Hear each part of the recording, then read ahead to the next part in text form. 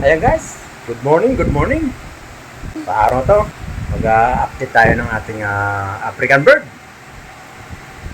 Dahil nung isang araw, nasilip ko yung isa pagdaan ko. Punta ko na CR. Nakita ko yung si Bunso.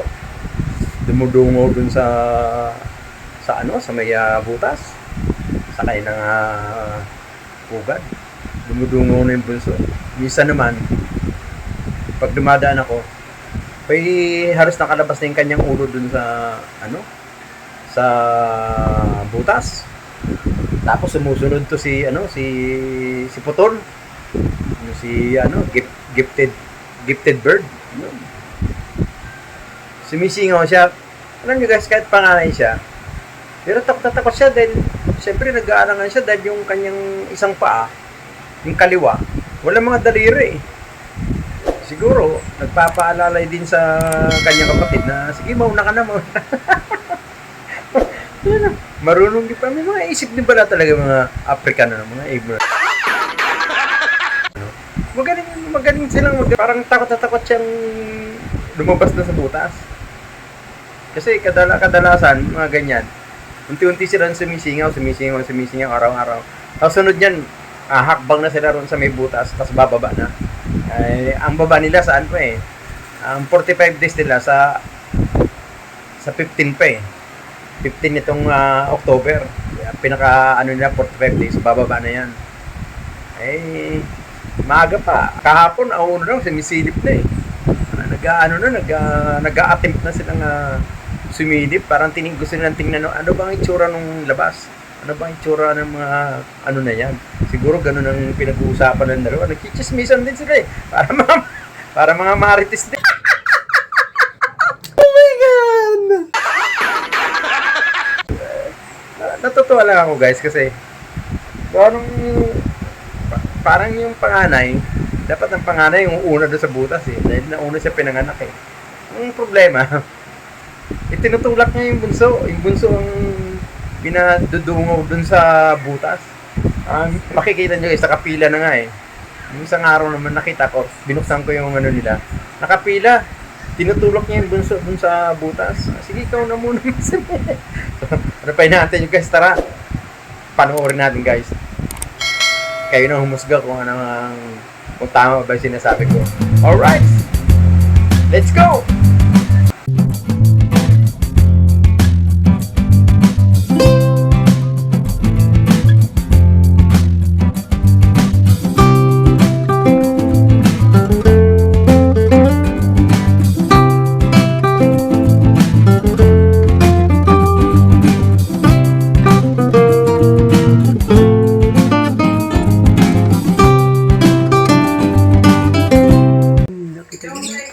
Ayun, yung bunso, umasok. Nakita na tayo na bunso.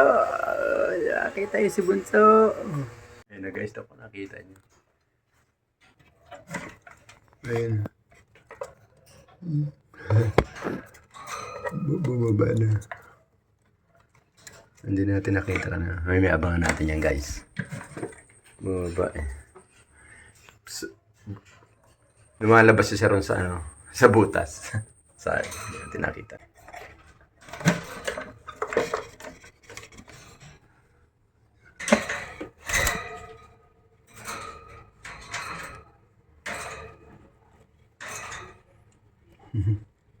Ganda ng kulay Yan guys, naubos yung kanilang naglagay tayo ng malunggay. Bali, isang buwan tayo hindi naglagay ng dahon ng malunggay. Ngayon naglagay tayo guys. Simot guys. Simot yung kanilang simot yung kanilang malunggay. Yan lalo ito Kanina, ang dami ko nilagay na malunggay dyan. Simot. Ayan. Ito. Marami rin. Ito. Wala rin. Naubos din. Ito, konti lang natira. Konti lang natira niyan, guys. Ito, konti rin. Ito, ubos. Ubos ang malunggay. Ito, ubos din. Ayan. Ayan, ubos din. Ayan. Yan. Natuto silang kumain ng malunggay, lalo itong mga natin. Mga pinipiring natin. Kailan matuto silang kumain ng malunggay. Ito, nilagay lahat sa ano. Itong ano, yan. Ayun, nilagay doon sa taas. Oh. Ginawang reserba. Tinatali niya pa eh, no? Yan. Tapos tong, ayun. Itong, ayan. Pasok yung dalawa. Natin nakabangan naman. Ayun, silang tatlo. Ayan. Ayan yung lagi nakasingaw, guys, eh. Ayan.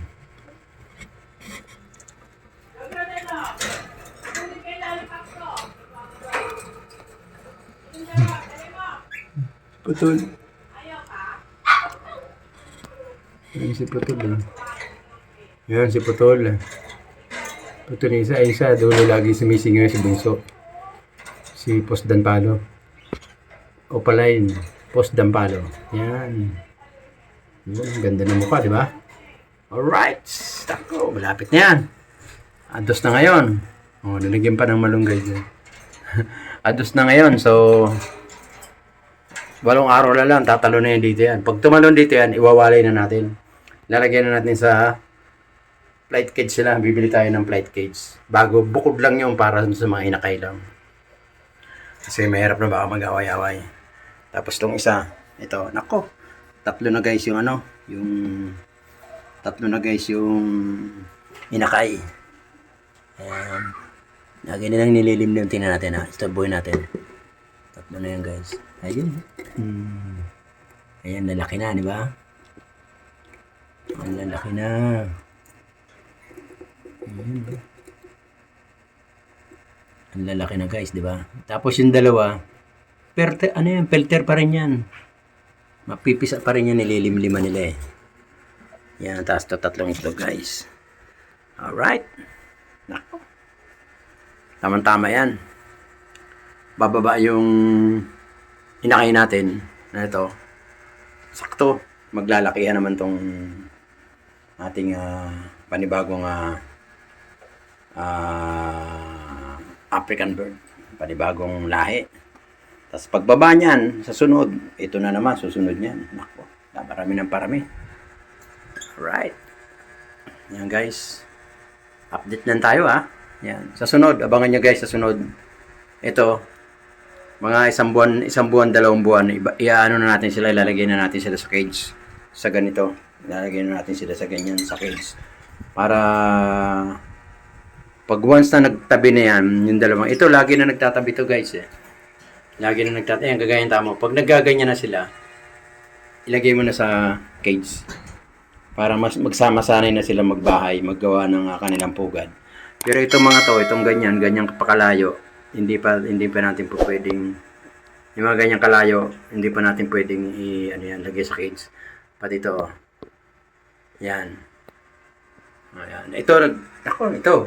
Guys, sa linggo, malamang may itlog na yan. Alright. Bali guys, itong ating nasa pairing natin. Ito kasi medyo kulang pa sa buwan. Ang ginagawa natin dito, puro vitamins muna sila. Puro vitamins. Yan. Vitamin Pro. Straight yun. Lunes hanggang Biyernes. Pagdating Sabado, Linggo, tubig. Pati ito.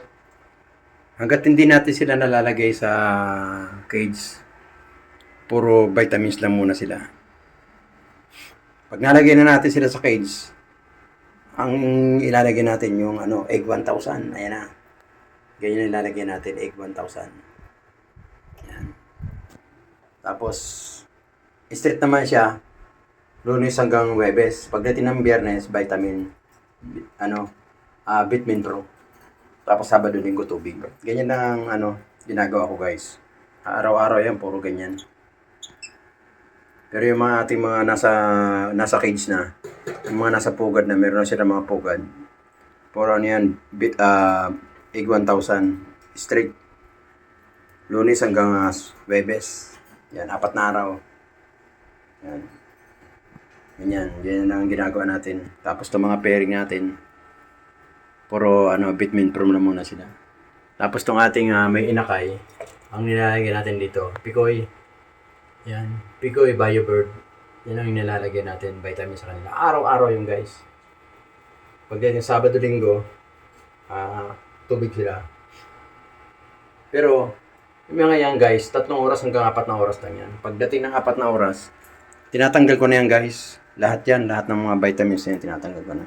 Papalitan ko siya ng tubig magdamag hanggang umaga. Puro tubig na sila guys.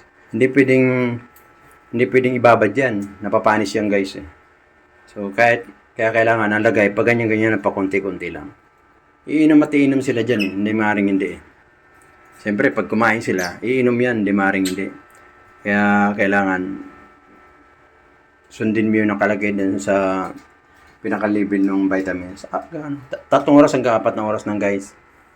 Kailangan tanggalin na, tapos palitan mo na ng tubig. Ganyan ang ginagawa ko guys. Ayan. Alright.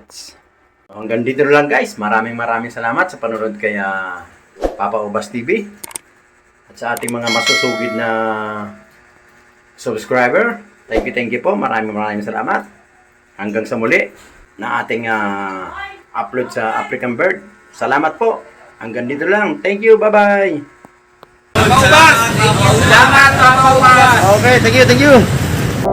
Every time we say goodbye, baby, it hurts.